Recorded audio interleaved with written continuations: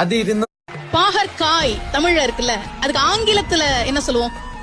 Bitter card. ஏன் அதுக்கு bitter கார்டுன்னு பேரு? கசப்பா இருக்கும். அவங்க நாட்டுல அதை சாப்பிட்டு பார்த்தாங்க, கசப்பா இருந்தது, கசப்பு காய்னு பேர் வச்சுட்டாங்க, பிட்டர் கார்டு. ஆனா தமிழனுக்கு அத கசப்பு காய்னு சொல்றதுக்கு மனசே வரல. அது அவனுடைய குணம். அவன் பாக்குறான், நீ கசப்பா தான் இருக்க, ஆனா உன்னை கசப்பு காய்னு சொல்ல முடியல. ஏன்னு யோசிச்ச தமிழன் அதுக்கு எப்படி பேர் வச்சான் தெரியுமா?